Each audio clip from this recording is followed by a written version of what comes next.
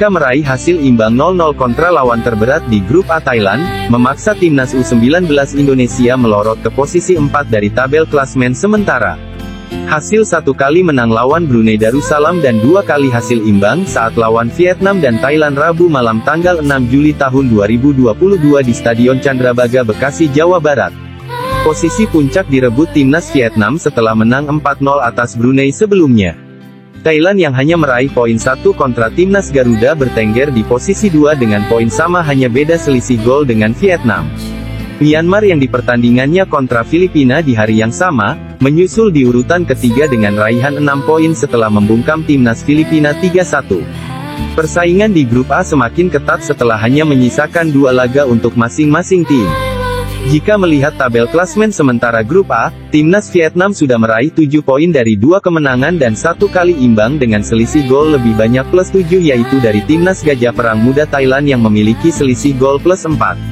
Namun pertemuan kedua tim kuat ASEAN ini belum terjadi, dan ini bisa menjadi penentu bagi timnas muda Indonesia untuk bisa melaju ke babak semifinal dengan catatan 2 kemenangan wajib diraih Ronaldo Kuateh dan kawan-kawan atas timnas Filipina tanggal 8 Juli dan timnas Myanmar tanggal 10 Juli 2022 mendatang.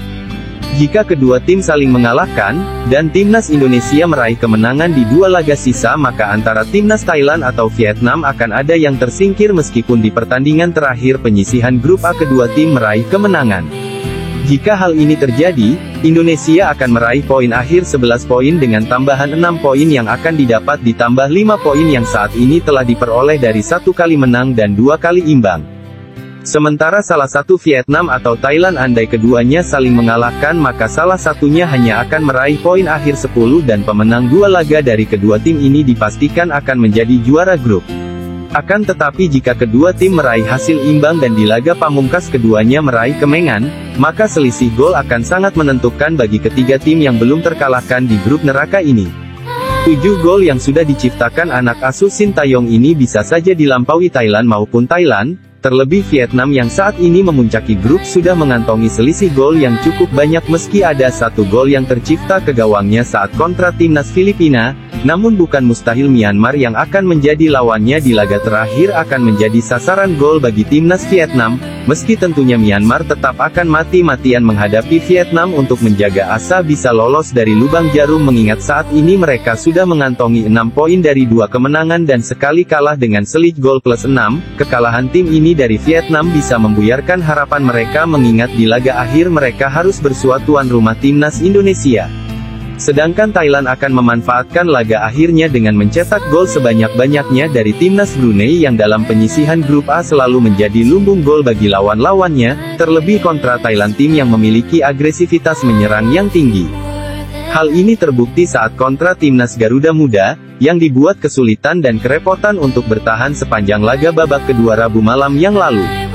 Faktor pertemuan Vietnam kontra Thailand di penghujung babak penyisihan jelas menjadi sangat penting bagi timnas Indonesia, tapi tentunya faktor pertemuan Indonesia lawan timnas Filipina 2 hari mendatang dan kontra Myanmar 2 hari berikutnya juga tak kalah pentingnya.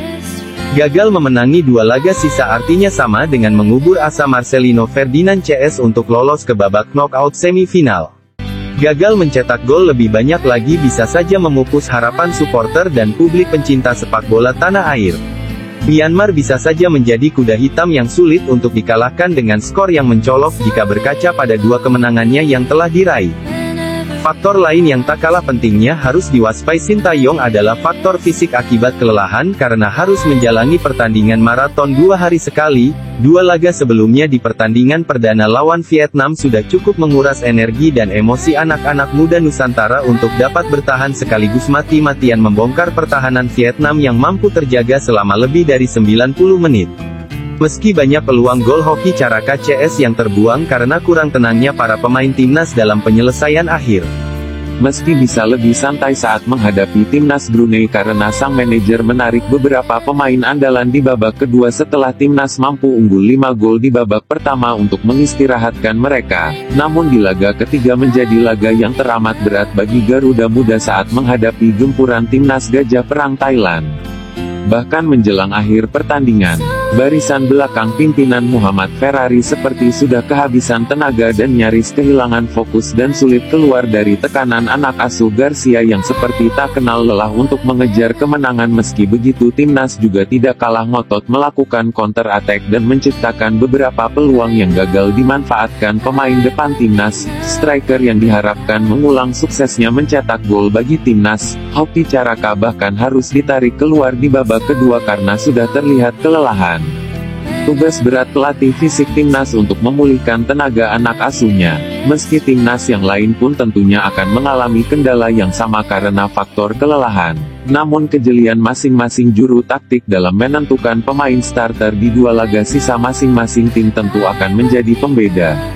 Namun dari beberapa faktor penghalang bagi timnas Garuda Muda untuk dapat lolos ke semifinal, jelas faktor tuan rumah yang didukung supporter militan timnas Indonesia dan faktor pertemuan terakhir yang harus dihadapi timnas yaitu Filipina dan Myanmar dibilang lebih mudah karena secara hitung-hitungan kedua tim ini baik secara kualitas maupun rekor pertemuan masih kalah atas timnas Indonesia. Jika dibandingkan dengan timnas Thailand yang akan menghadapi laga berat dan laga hidup mati kontra Vietnam di laga pamungkas penyisihan grup A, tentunya timnas tetap harus mewaspadai kebangkitan Myanmar di laga akhir. Kemenangan dan mencetak gol sebanyak mungkin di dua pertandingan sisa menjadi wajib hukumnya bagi Kakang Rudianto dan kawan-kawan jika ingin melaju ke semifinal sesuai harapan besar publik sepak bola tanah air. Dengan harapan timnas Thailand dan Vietnam di hari yang sama bisa saling mengalahkan agar peluang timnas bisa lebih terbuka minimal keluar sebagai runner-up grup A. Memang sepak bola bukan di atas kertas, namun pertandingan di atas lapangan yang menjadi penentunya. Tapi dari berbagai faktor tadi, timnas Indonesia tetap memiliki kans yang lebih baik untuk menjadi salah satu tim yang akan tampil di laga semifinal melawan salah satu tim yang lolos dari grup B yang sejauh ini masih sulit diprediksi tim mana yang bakal lolos karena baru memainkan satu atau dua pertandingan. Sementara Malaysia, Laos, Kamboja dan Timor Leste masih memiliki poin yang sama yaitu 3 dan sementara di luar perkiraan Singapura belum meraih poin setelah dipecundangi Timor Leste 1-0.